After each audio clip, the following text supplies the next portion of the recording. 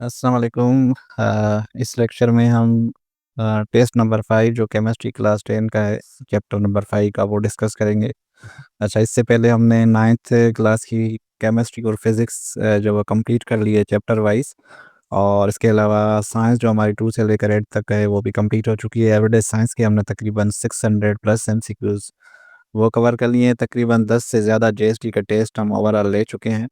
तो आप लोगों ने अगर जॉइन नहीं किया है तो जॉइन कर सकते हैं और अपनी तैयारी को अच्छे से बूस्ट कर सकते हैं। और जीएसटी का जो टेस्ट है होप्स हो कि नवंबर-दिसंबर तक जो है इंशाल्लाह जो है वो कंडक्ट हो जाएगा आईबीए की तरफ से, क्योंकि अभी तक सिलेबस भी जो है वो नहीं आया। और सिलेबस जब तक आए तब तक हम इंशाल्लाह सारी चीज़ें कवर कर लेंगे, और जैसे ही सिलेबस आएगा तो हम इंशाल्लाह उसको फिर कंप्रेस करके चीज़ों को और सॉल्व कर लेंगे। तो यहाँ पे जो पहला एमसीक्यूज़ है, second highest layer of earth's atmosphere, तो ये है आपका मेसोस्फेयर। बी ऑप्शन जो है वो राइट आंसर है।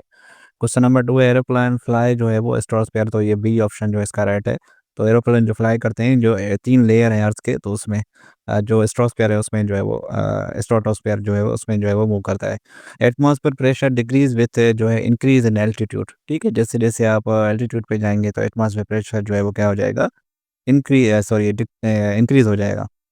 क्वेश्चन नंबर 4 है, the layer separating troposphere and stratosphere is known as, तो ये ट्रोपोपास है। तो ऑप्शन ए जो है वो राइट आंसर है। क्वेश्चन नंबर 5 है, ozone layer is a part of, तो ये स्ट्रेटोस्फेयर, तो ये ओजोन लेयर जो है वो स्ट्रेटोस्फेयर में आता है, जिसमें आपके जो एरोप्लेन्स हैं जो है उड़ते हैं। क्वेश्चन नंबर 6 हमारे पास है, which gas is not green house gas, तो ऑक्सीजन जो है वो ग्रीन हाउस गैस जो है वो नहीं है। क्वेश्चन नंबर 7 हमारे पास है, second most abundant constituent of dry air after nitrogen is, तो हमारे पास ये ऑक्सीजन है। क्वेश्चन नंबर 8 है, major reason of global warming, तो major reason of global warming, तो rise in carbon dioxide concentration, जैसे जैसे कार्बन डाइऑक्साइड बढ़ती जा रही है तो ग्लोबल वार्मिंग जो बढ़ती जा रही है। क्वेश्चन नंबर 9 हमारे पास है, the average height of ozone layer in stratosphere, तो ये 60 टू 65 किलोमीटर जो है वो हाइट है उसकी। क्वेश्चन नंबर 10 हमारे पास है, ozone gas is mainly found in तो स्ट्रेटोस्फेयर। ठीक है, मतलब हाइट ये आपको पूछ सकता है कि कितनी हाइट पे ओजोन लेयर है, तो 60 से 65 किलोमीटर तक ये ओजोन लेयर है। क्वेश्चन नंबर 11 है, composition of atmosphere by volume, nitrogen जो है वो यहाँ पे 78% है एटमॉस्फेयर में। क्वेश्चन नंबर 12 है, तो ऑक्सीजन जो है उसमें कितनी है, वो ऑक्सीजन जो है वो 21% जो है वो एटमॉस्फेयर में। क्वेश्चन नंबर 13 है, argon is present in atmosphere, तो वो 0.93, ये बहुत कम अमाउंट है।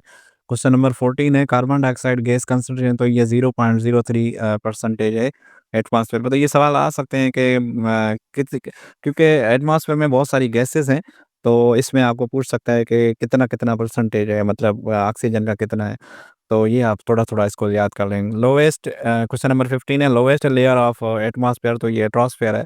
क्वेश्चन नंबर 16 हमारे पास है, the upper most layer of the atmosphere, तो ये स्फीयर है, तो ये सबसे ऊपर है। क्वेश्चन नंबर 17 है, एयर पॉल्यूटेंट आर मेनली, तो ये ऑल ऑफ दीज इसका ऑप्शन है। क्वेश्चन नंबर 18 हमारे पास है, source of carbon monoxide in atmosphere is combustion of oil fuels, मतलब अगर कार्बन मोनोऑक्साइड आपकी जो बढ़ रही है तो कंबस्शन ऑफ फॉसिल फ्यूल्स जो उसकी वजह से बढ़ रही है। क्वेश्चन नंबर 19 है, acid rain is caused mainly by oxides of sulphur and nitrogen, तो ऑप्शन ए जो है इसका राइट आंसर है। क्वेश्चन नंबर 20 हमारे पास है, एसिड रेन डैमेज, तो ये बिल्डिंग क्रॉप्स प्लांट सबको जो है डैमेज करता है, तो ऑल ऑफ दिस इसका ऑप्शन है।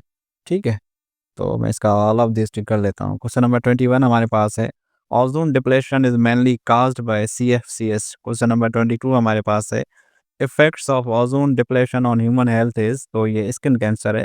क्वेश्चन नंबर 23 है, global warming is caused, question number 23 हमारे पास है, global warming is caused by excessive green house gases. ठीक है, तो इसका ऑप्शन ए जो हमारे पास है वो राइट आंसर है। क्वेश्चन नंबर 24 है, ग्रीन हाउस गैसेस ट्रैप, तो ये इंफ्रा रेडिएशन को जो है ट्रैप करते हैं।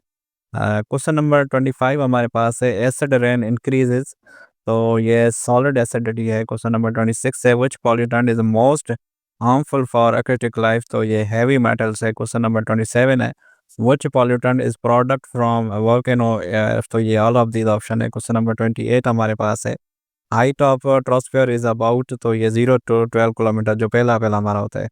क्वेश्चन नंबर 29 है स्ट्रॉस्फेयर इज़ तो 12 से 50 तक जो इसका जो होता है। क्वेश्चन नंबर 30 हमारे पास है mesosphere lies between 50 to 85 kilometre. Question number 31 हमारे पास है स्फीयर तो ये हमारे पास है 85 से 120 और आखिरी जो हमारा है एक्सोस्फीयर तो ये 120 किलोमीटर से अबव होता है, ठीक है? मतलब सबसे ऊपर तो कितने हो गए? 4 हो गए, ठीक है?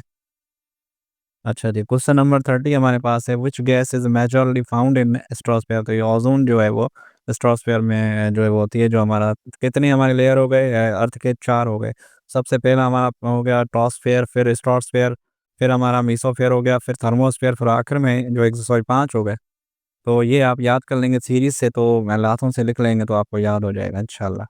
क्वेश्चन नंबर 34 हमारे पास है which gas is green house gas तो ये मीथेन जो है यहाँ पे इस ऑप्शन में मीथेन जो है हमारा। क्वेश्चन नंबर 35 है which process naturally balanced carbon dioxide in atmosphere तो ये फोटोसिंथेसिस है।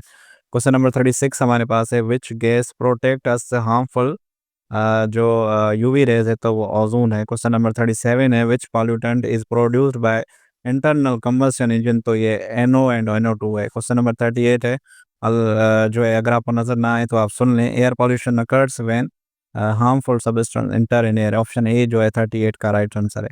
क्वेश्चन नंबर 39 है which is an effect of global warming तो हमारे पास जो इसका राइट ऑप्शन है वो डी है ऑल ऑफ दीज़ ठीक है 39 का ऑल ऑफ दीज़ है। क्वेश्चन नंबर 40 हमारे पास है which gases are responsible for acid rain तो ये ऑप्शन ए जो है SO2 and NO2 are the responsible for acid rain तो ये 40 एमसीक्यूज इससे ज़्यादा नहीं निकल रहे थे।